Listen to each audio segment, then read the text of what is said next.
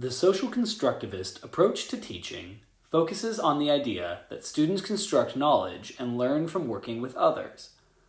It focuses on the collaborative nature of learning and the importance of social and cultural context. An important aspect of this teaching approach is group work in the classroom. One study shows that students who engage in group work develop valuable collaboration skills. When students are able to verbalize their ideas, listen to one another, share authentic discussion, and create common products, they are more actively engaged in the learning process. There are a multitude of ways that a teacher can arrange students for group work, and effective teachers may choose to implement different strategies for different outcomes. There are 3 broad categories for grouping students: teacher-selected groups, student-selected groups, and randomized groups. The first way to cluster students for group work is for the teacher to pre-select student groups. There are several ways a teacher could approach creating student groups based on the intended task. Santrock suggests 3 different factors to consider when forming groups for small group work: ability, ethnic and socioeconomic background and gender identity, and student roles. When forming groups, it is typically better to design them with a variety of ability levels. Students with higher level ability will be able to provide guidance to students with lower levels of ability. Mixed ability groups also prevent high-level students from clustering together and dominating the participation in review games or classroom discussions. However, mixed ability levels aren't always the best option. Higher ability students may end up doing a disproportionate amount of the work. Also, they may feel it is unfair that they lose points for a lower ability student failing to produce work up to the standard of the class. When considering group composition based on demographic diversity, it is always better to form heterogeneous groups rather than homogeneous groups.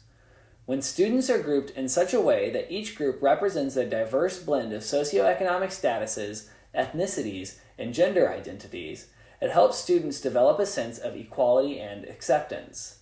These types of diverse groups also tend to promote open-mindedness and creative thinking by exposing students to new perspectives.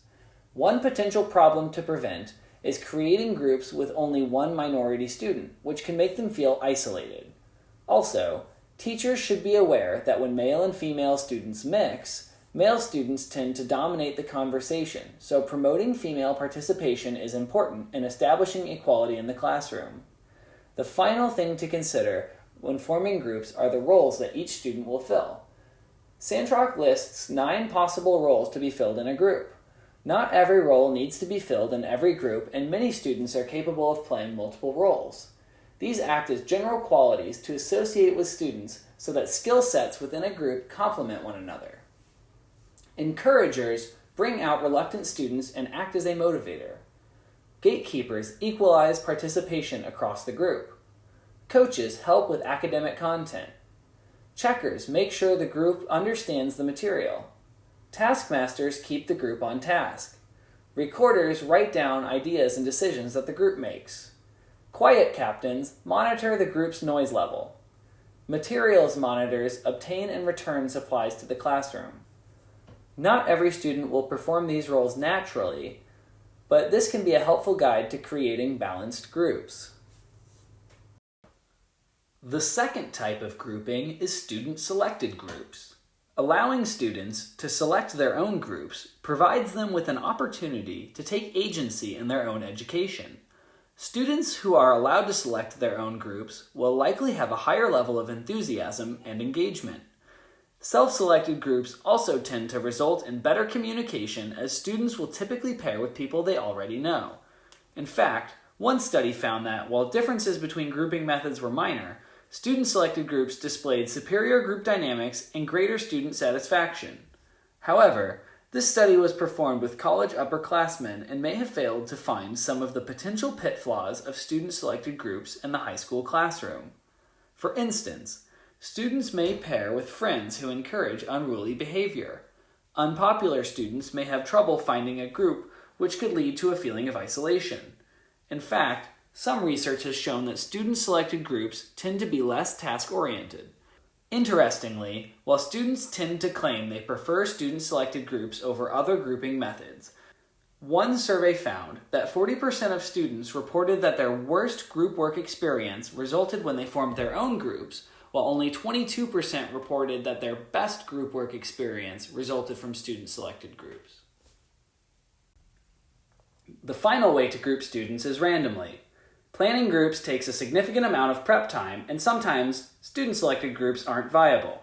Randomly generated groups are a quick and easy way to cluster students for group work. There are numerous ways to generate random groups. One of the most common strategies for randomizing groups is asking students to count off from 1 to the number of groups desired.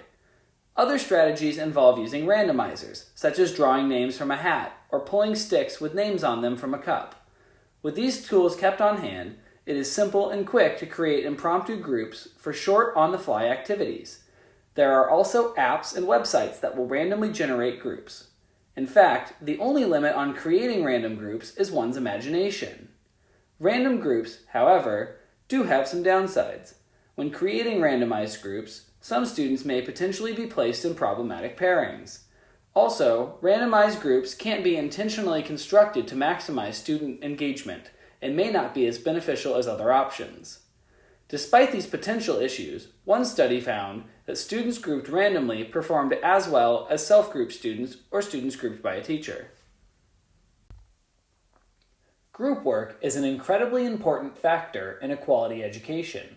Students develop academically when working together as well as learning valuable social skills. The various methods of creating groups can be invaluable tools when designing a lesson. As is so common in education, no one grouping method is perfect for all situations. Knowing your students and considering your goals for an activity will help you select the right grouping methods to engage students in a productive and fulfilling lesson. By social constructivism, students build knowledge and understanding by interacting with one another. Effective grouping helps students make the most of these interactions. Hopefully, by watching this video, future teachers or even current teachers will have a better grasp on how to group students to get the most out of collaborative learning.